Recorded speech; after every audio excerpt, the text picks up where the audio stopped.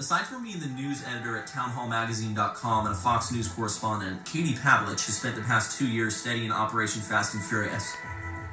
So essentially, Operation Fast and Furious was a program implemented by the Department of Justice from September 2009 to December 2010. ATF, which is really the Department of Justice, was sanctioning the sale of 2,500 plus AK-47s, 50 caliber rifles, other types of firearms to known straw purchasers who were working for Mexican cartels. They then watched these firearms go from Arizona gun dealerships to these straw purchasers and into Mexico and did nothing about it. On December 15, 2010, Border Patrol Agent Brian Terry was killed, and the firearms left at his murder scene were connected to this program. And whistleblowers came forward and said, look, my agency has been watching people working for cartels, buying thousands of weapons, trafficking them to Mexico. These guns are being used in crimes in Mexico, hundreds of crimes, hundreds of people dead. And now here we are with a U.S. law enforcement agent who has been murdered as a result of our program.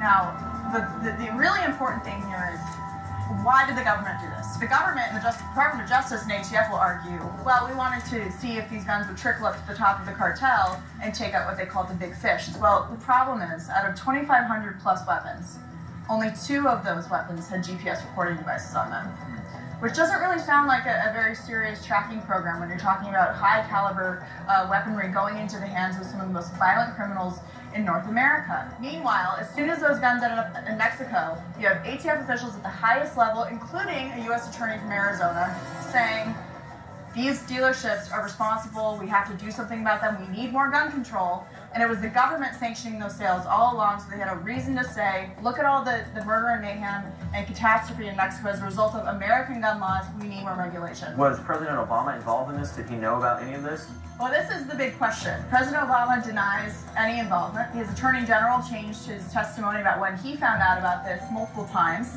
The key here to understanding whether the president knew or not is in June of 2012, Attorney General Eric Holder was held in contempt of Congress. Before he was held in contempt of Congress, he was asked to turn over a bunch of documentation that he refused to turn over. So we've been trying to get to the bottom of Fast and Furious where people died, and we can't get the information to get to the bottom of that. So I don't need lectures from you about contempt. 15 minutes before the Oversight Committee voted to hold him in contempt, President Obama asserted executive privilege over the very documents in Fast and Furious that he claimed he had no idea about.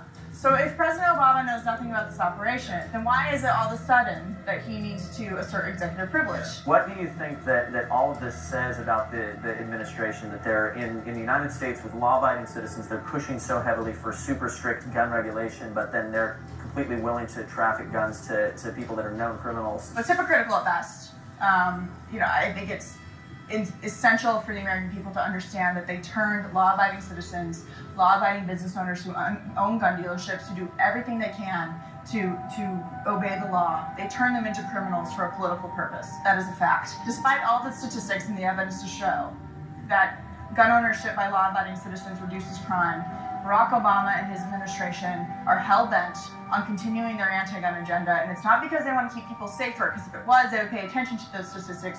It's because they're interested in government control. There it was. Fast and Furious was dead on confirmation of what I had been finding out. Gun control in America was for the purpose of having direct control over the people.